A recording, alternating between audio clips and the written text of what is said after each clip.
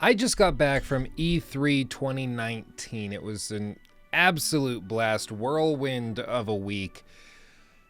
Lots happened. There were lots of cool things that happened. My favorite thing that I got to actually participate in was actually the live panel interview of Todd Howard and Elon Musk. I was sitting, 20, 30 feet away from them. It was super cool. Elon is such a weird guy, but it was an absolute blast. Now, over the course of the week, I got to play a lot of different games, some behind closed doors, some open on the show floor like Borderlands 3, and I have some ideas on all of them. Some of them, of course, I have a lot more thoughts and things that I want to put out, but I figured I'd make one video that kind of surmises everything that I saw that stood out to me at the very least, and then if I feel that I need to, I can go into more detail for specific games like Cyberpunk 2077 in a dedicated video. If you guys feel like I should go into more detail, I can do that. So the first game that I saw and actually tried, first thing I did on the show floor was I went into the West Hall and I decided to try out Luigi's Mansion,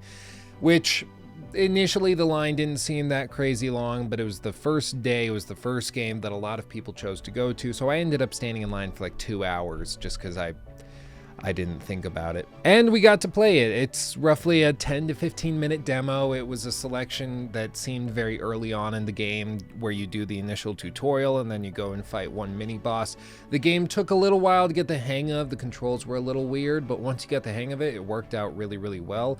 It was really just lighthearted fun. It's the classic Nintendo thing, you know, where you go in and you're not sure how this is going to work or if this is going to be fun, and then it just ends up being lighthearted and awesome. I don't know how else to explain it. I will say it was also really funny. They had all of these TVs lined up in a massive room, which you can see in this little clip here that I posted to my Twitter feed.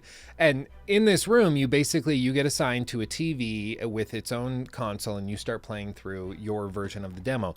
And next to me was a guy that was really high maintenance. The lady that was helping me get all set up, she had to put a lot of effort into helping out this guy, and finally when he was done and he left, a new guy came in and I didn't recognize him, but he brought in a laptop and a capture card and a camera, and he handed them to the girl who was helping and said, "Can you hook these up? I want to record my footage." She's like, I'm not going to rewire the whole system just so you can use a capture card and capture it. Plus, I can only record over your shoulder of you playing. I can't actually sit down and record the whole thing for you. And then he's like, okay, fine, you can't hook up the capture card, whatever. He acted super put off. And then he said, fine, whatever. Can you at least hold this camera right in front of the screen and record it for me, and I'll just make the most of it? She's like, no, there has to be somebody in the frame. It can only be for a few seconds. Like, what are you doing? It was really funny, and I think it reiterated how stupid some people are. Now, another game that got people really excited was Watchdogs Legion, which seems to be the most ambitious game probably at the entire conference, if I'm being perfectly honest, just in terms of the idea that you can play as any single character or NPC that you see walking the world. Anybody you see in there, you can play as, you can control and recruit, and each of them have different backstories and voice actors, and everything is apparently unique to each individual character, which I can't even imagine the nightmare that the development team must have gone through to get this working. And beyond that, it seems really cool, especially because there is a permadeath mechanic and it will make every run through completely unique and different.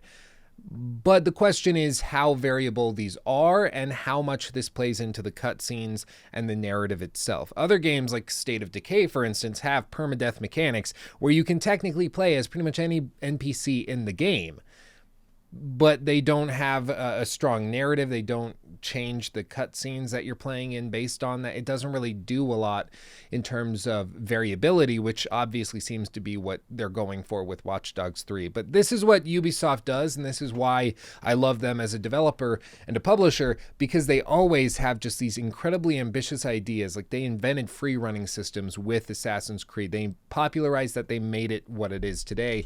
They've done a lot with open worlds and popularizing that. And maybe this is the next big frontier that they're tackling, is complete freedom of play. And if that's what it is, that's what it is, and I can't wait to see it. But Lord knows this is going to be difficult to pull off. Either way, I can't wait to see it. Everything they showed at E3 was very, very it was tunnel vision. They chose very specifically the sequences and the selections that they allowed you to try and see people playing. That was, again, very carefully chosen because, once again, Lord knows this is incredibly difficult to pull off. I hope they do because it sounds super cool.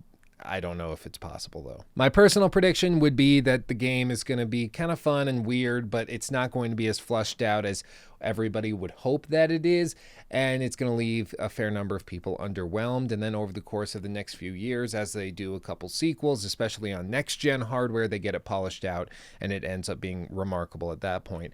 But as with most technological endeavors, the first generation is usually pretty shallow and doesn't work that well. So that's my personal expectation. I'd love to be wrong, though. Now, I also got to play Final Fantasy VII. This one was a real stretch because the line was crazy and they actually used a ticketed system. So if you wanted to get in to see it, even if you were industry and generic media, you couldn't actually get in through like a side door or back door and get special priority access.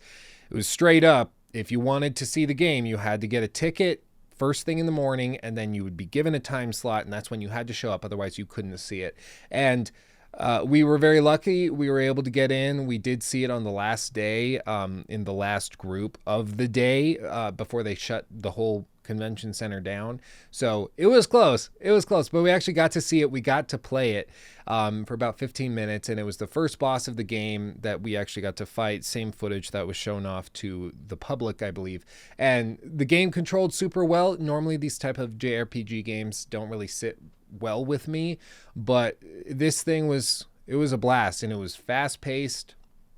It was polished. It just worked. It was honestly probably the most impressive demo that I saw at E3, just in terms of the effort they went to and how it proved its point. I think it was the most effective. And if you ask yourself what the point of an E3 demo is, usually most people would say that it's to convince somebody to buy the game or to try the game, even if they weren't going to before, and especially if they weren't going to before. And this game demo absolutely did that. I was on kind of shaky ground before seeing this, but after trying the game for about 15-20 minutes, I've decided I'm going to go for it. Borderlands 3 was probably the most hyped of any of the games, and I mean, they went all out on the marketing for this thing.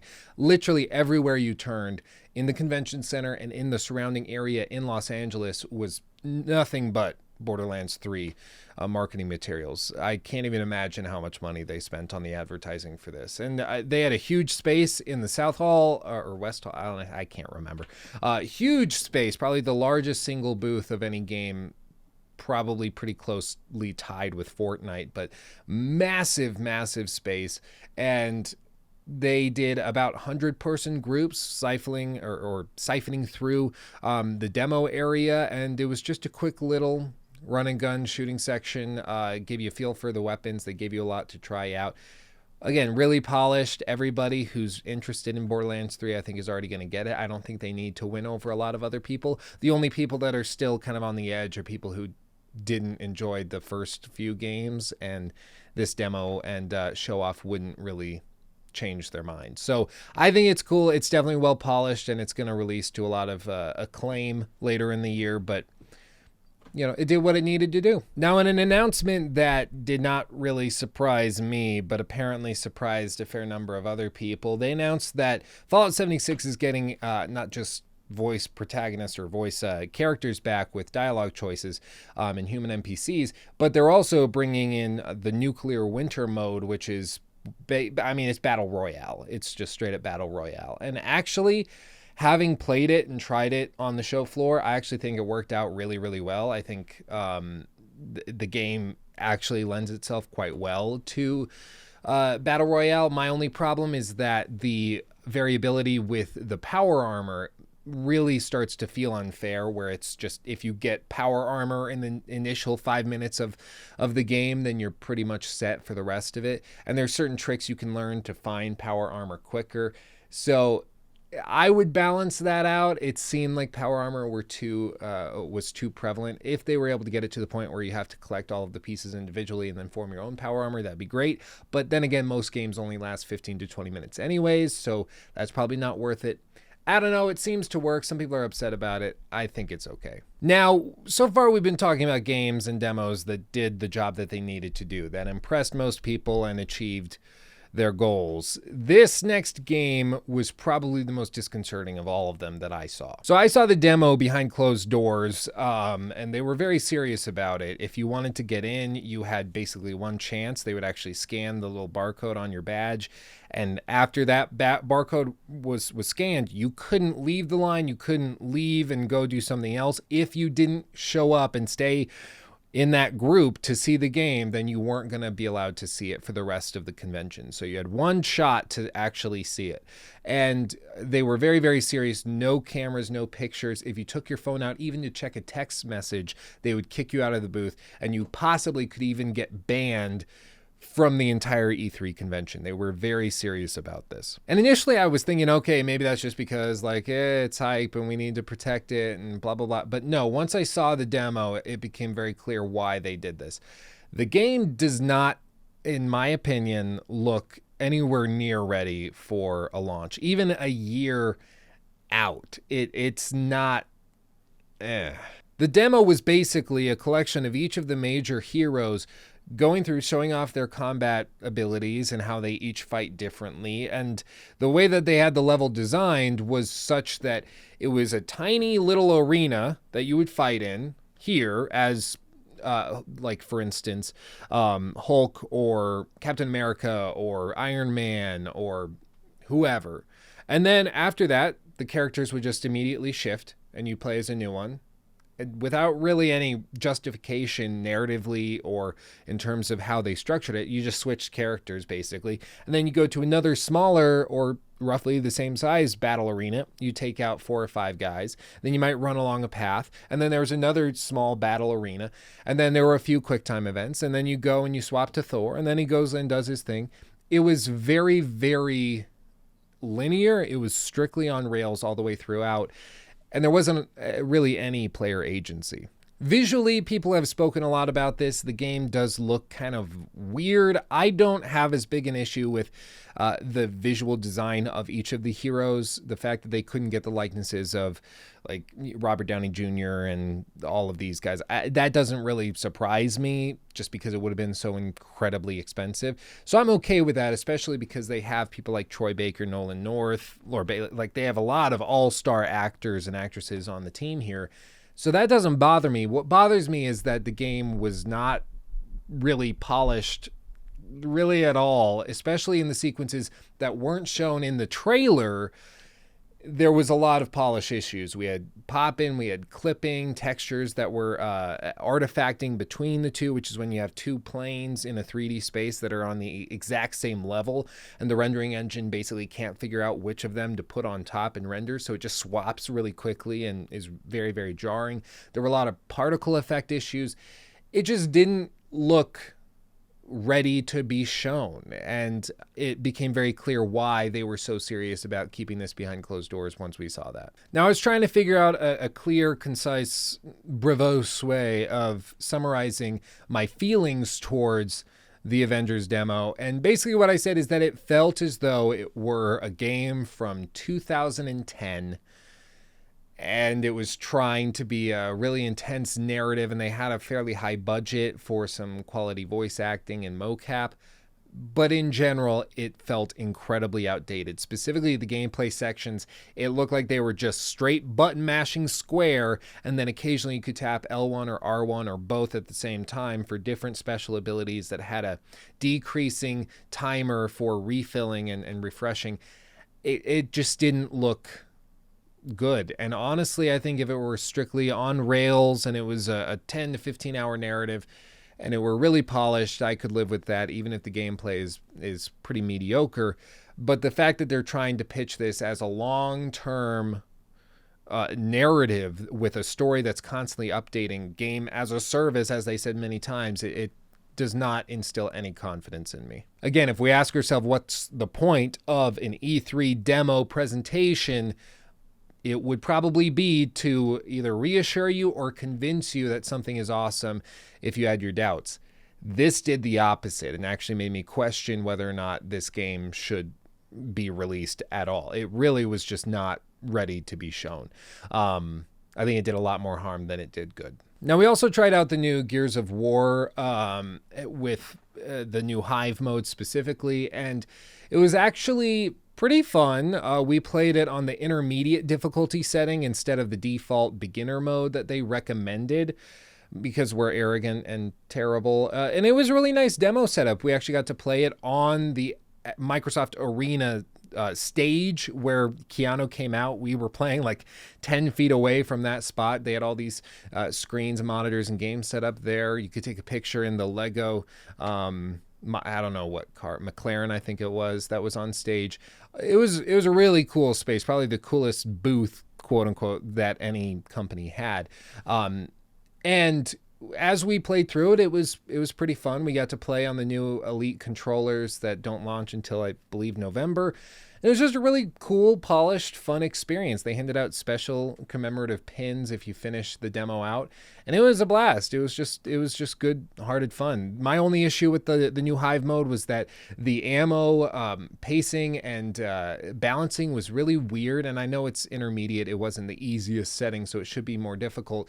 But there were multiple instances where it was straight up, I don't know how we could have played better. The people I was playing with have a lot of experience in shooters, and I don't know what was going wrong. I think you really have to balance special abilities and all of that very carefully. I can't even imagine what the harder difficulties would have been like on this. It was very difficult. But altogether, it was pretty impressive. It was well polished. It didn't blow me away. It didn't do anything that I was utterly amazed by, but it did seem like a polished game that is ready for launch, which again is more than could be said for some of the other games that were being shown off at E3. So more power to them. I don't know if this particular game is for me. I've never been crazy into the Gears franchise, but if you're interested, for anybody who is interested in Gears, rest assured, it's polished, it's good. I would be happy with it. And the last one, and the one that I've received the most questions about, was the Cyberpunk 2077 demo. And I think I'm going to do a dedicated video really delving into this closed door footage that we were shown, or actual gameplay demo live that we were shown, because I do have some thoughts that are conflicting and kind of confusing. And where I keep going back to is each of these demos have a different thing that they were trying to achieve, right? So for the Final Fantasy VII Remake, they were trying to show that this reinvented way of playing the game works and can be fun. With the Cyberpunk demo, the purpose was different. The trailer that you're watching behind me right now, that cinematic trailer, was more world building and setting the tone, which is why they released that to the public. Whereas the behind closed doors gameplay demo that we were shown was more meant to show off how many different options there are for finding your way through a particular level. So the guy that was actually giving commentary on the demo as another CD Projekt Red employee was playing it on the controller, that guy was a senior level designer at CD Projekt back in Poland. So he was one of the leads on this project, which is why they put him there, because that's his job, to build these levels and make sure that there's many different ways of approaching the problems contained therein. And in that capacity, I think the demo worked out really, really well. It did serve its purpose. It did show how many different ways there were to play and solve these issues that are presented to you in a given level. There's many different ways depending on how you build your character, which was cool, and that's what we wanted to see. Where I think it was underwhelming for a lot of people is that the area that they showed was incredibly bland, mundane, and kind of boring. It was an industrial district, which from my understanding is one of 6 different districts in Night City that you can actually play in.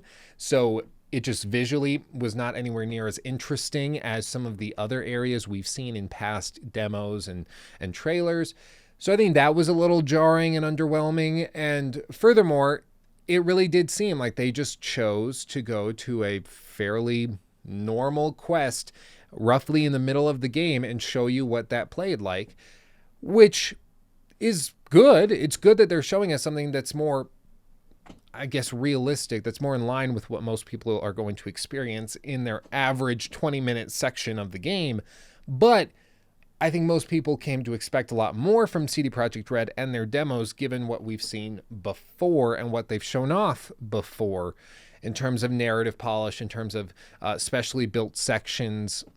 I think it's good that they're showing off the less polished areas, or the less dense areas, I suppose. but it was nonetheless disappointing and a little frustrating that it was a more boring section of the game that we were being shown in this exclusive capacity. I don't know, it just came off as underwhelming. Now, for me, it didn't change my mind on Cyberpunk. It didn't make me not want the game anymore. It didn't destroy all my hopes and dreams.